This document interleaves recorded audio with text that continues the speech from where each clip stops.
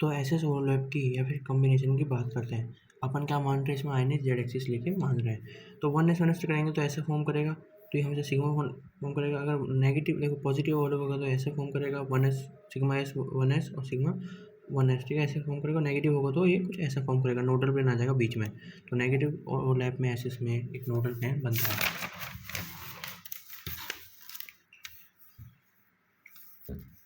P orbital की बात करते हैं। आयन क्या मानना है, जेड एक्सिस अगर पॉजिटिव ओवरलैप होगा तो कुछ ऐसा बनेगा, सही बात है। और अगर नेगेटिव ओवरलैप होगा तो ऐसे एक नोडल प्लेन बन जाएगा, ठीक है। साइडवेज ओवरलैपिंग कराएंगे तो यहाँ पे एक ऐसा फॉर्म करेगा, एक ही नोडल प्लेन बन जाएगा क्लियरली, ठीक है। BMO बन जाएगा 2 पाई सिग्मा 2px बन जाएगा। और अगर आप ऐसे कोई नेगेटिव ओवरलैप करोगे तो ये कुछ ऐसा बटरफ्लाई की शेप में बन जाएगा और यहाँ बीच में नोडल प्लेन आ जाएगा। इसको बोलेंगे sigma star 2px, px sigma star 2px तो 1s है, सिग्मा स्टार 1s है और ये सिग्मा 1s है, ठीक है। सेम एज इट इज वही है, 1s 2s, ये तो बहुत बेसिक है जो आता है। ऐसे देखो कैसे बनाना है, सिग्मा 2px है, पाई px है, पाई 2px है, पाई 2py है, 2px 2py 2pz 2px 2py 2pz और हो जाएगा पाई 2px पाई 2py और हो जाएगा सिग्मा 2pz। याद रखना है, यहाँ बीच में कर देता हूँ मिरर इमेज है, बस हो जाएगा, ठीक है। तो होता क्या है, देखो यहाँ पे क्या होता है, एसपी की मिक्सिंग पॉसिबल होती है। बी सी और एन की बात कर रहे हैं, एसपी की मिक्सिंग होती है तो possible due to low energy gap वजह से मिक्सिंग पॉसिबल होती है। जबकि नाइट्रोजन की बात क्या होता है कि कोई भी एसपी मिक्सिंग पॉसिबल नहीं होती क्योंकि एनर्जी गैप का ज़्यादा है, ठीक है। तो कुछ ऐसा सिनेरियो है, ठीक है।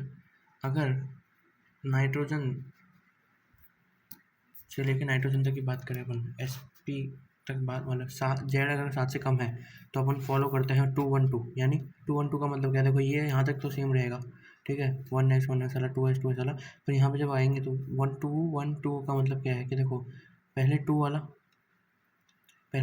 2 वाले फिर 1 फिर 2 फिर 1, 2121 जब जेड 7 से कम हो, 2121, ठीक है, 21 जब कम हो तो इसमें ऐसे फीलिंग होगी। पर अगर और एनर्जी वो तो पता ही है कैसे बनाना है, 1s सिग्मा स्टार 1s फिर sigma 2s sigma star 2s, फिर आ जाएगा इसकी बात, फिर ये हो जाएंगे, फिर इसकी, फिर ये दोनों और फिर वो। तो याद रखना 2121 2121 2121, ठीक है। और अगर वो कब तक था, जेड लेस देन या इक्वल टू 7, तो अगर जेड ग्रेटर देन 7 आ जाए तो जेड ग्रेटर देन 7 के लिए क्या करना है, 1 2, तो देखो 2 1 तो सेम रहेगा हमेशा आखिरी में। तो अगर जेड ग्रेटर देन 7 है, Z less than equal to 7 है और लेस ग्रेटर देन 7 है, तो यहाँ तो आ जाएगा 21 और यहाँ आ जाएगा 12 21, ठीक है। ये बात याद रखना, मेन ये है, पूरा चैप्टर हो जाएगा।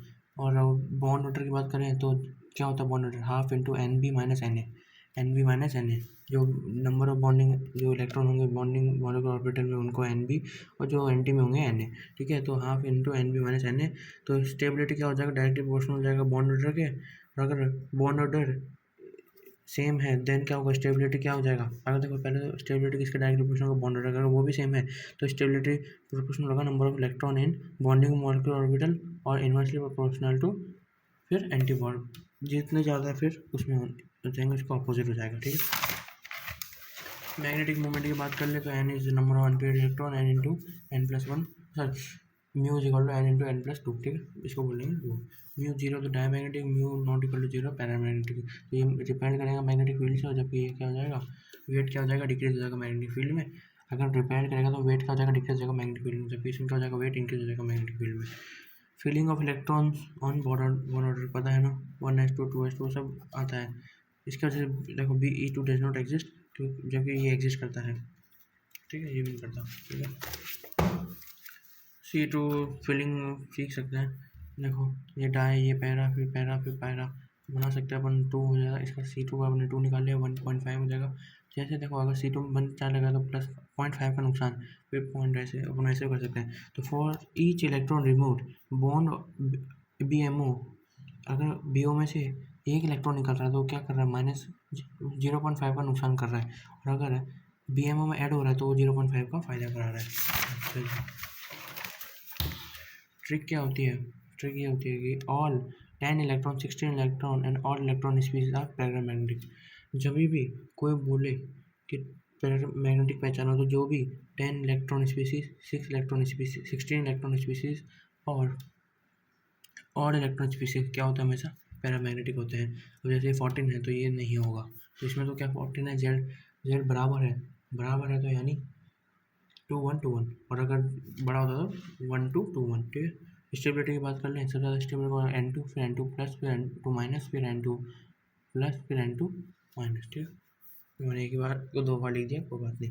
ये रहा ना, देखो ना बॉन्ड ऑर्डर क्या है, सबसे ज़्यादा इसका है, फिर इन दोनों का है, यहाँ +2 -2 कर दो। ठीक है, और फिर सेम हो जाएगा। ठीक है, highest occupied by Morgan orbiter HBMO, सबसे लोएस्ट वाले का इसको, और ऐसे में सिंपल ऑक्यूपाइड। ठीक है, fractional pi bond unpaired electron in pi orbitals, इनको बोलते हैं फ्रैक्शनल पाई बॉन्ड। ठीक है, O2 की बात कर लें तो O2 में 16 इलेक्ट्रॉन होता है, 16 इलेक्ट्रॉन यानी पैरामैग्नेटिक हो जाएगा। सही बात है, BO है 1/2 × 4 × 2 है। ठीक है, ये पैरामैग्नेटिक हो जाएगा, और ऐसे अपन यूज कर लेंगे। ठीक है, for each electron remove from ABMO तो क्या हो जाएगा, देखो सीधी सी ट्रिक है, अगर कोई भी इलेक्ट्रॉन अपन फिल कर रहे हैं, अगर अपन को किसी का पता है, कोई X है उसका अपन को पता है। ठीक है, अगर अपन ने उसके बॉन्डिंग मॉलिक्यूलर ऑर्बिटल से एक इलेक्ट्रॉन निकाला तो क्या होगा, 0.5 का नुकसान, और अगर उसमें जोड़ा तो 0.5 का फायदा। अगर एंटी बॉन्डिंग से हमने 0.1 निकाला तो उसमें 0.5 का फायदा, और डाला तो नुकसान। ठीक है, इतना है अपना बस। कंपैरिजन की बात कर लें आयनाइजेशन एनर्जी की, तो आयनाइजेशन में सबसे ज़्यादा होगी बॉन्डिंग मॉलिक्यूलर ऑर्बिटल, फिर एटॉमिक ऑर्बिटल, फिर एंटी बॉन्डिंग मॉलिक्यूलर ऑर्बिटल। तो Li2, फिर Li, फिर Li2 माइनस, तो ये बॉन्डिंग मॉलिक्यूलर है इसमें, और इसमें एंटी बॉन्डिंग मॉलिक्यूलर ऑर्बिटल है, और इसमें सेम है। ठीक है, कोई दिक्कत की बात नहीं होनी चाहिए। तो BMO, AMO और ABMO,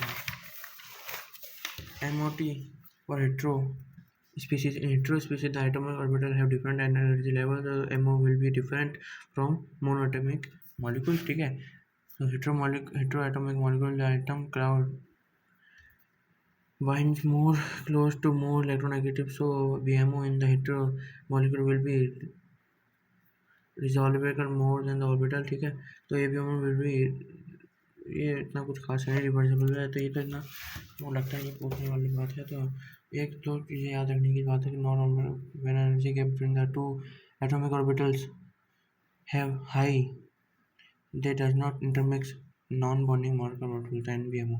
नॉन बॉन्डिंग जिनमें अगर एनर्जी गैप हाई होता है तो वो बॉन्ड में मिक्स नहीं होते, उनको बोलते हैं नॉन बॉन्डिंग। याद रखना मॉलिक्यूलर ऑर्बिटल थ्योरी और CO+, ये इंपॉर्टेंट है, क्योंकि सब क्या सोचते हैं कि इसका बढ़ने से का मतलब क्या होगा, डिक्रीज होना चाहिए। हाँ सही बात है ना, पर नहीं होता है। CO में क्या होता है, CO में बढ़ाते तो ये ज़्यादा और हो जाता है। तो ये एक्सेप्शन है कि इसमें अब CO में अगर CO+ डालोगे तो अब क्या हो जाएगा, बढ़ जाएगा। तो during the formation of CO from CO electron is room from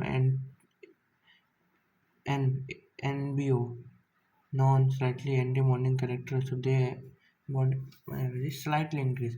तो क्या होता है, देखो नॉन बॉन्डिंग से हो जाता है, अपने आप से सब बॉन्डिंग एंटी बॉन्डिंग की बात करते हैं, फिर जब नॉन बॉन्डिंग से निकलता है तो कुछ फर्क नहीं पड़ता, थोड़ा सा इम्पैक्ट नहीं आता, थोड़ा सा इम्पैक्ट आता है, वो इंक्रीज करता है 0.5 से। तो इसमें अगर अपन हटाते भी हैं तो अपन सोच रहे थे कम होगा, पर ये तो बराबर रह जाता है। चलिए, इंटरमॉलिक्यूलर फोर्सेस, तो थर्मल स्टेबिलिटी कैसे बात करें तो थर्मल स्टेबिलिटी फोर्स हो जाएगा।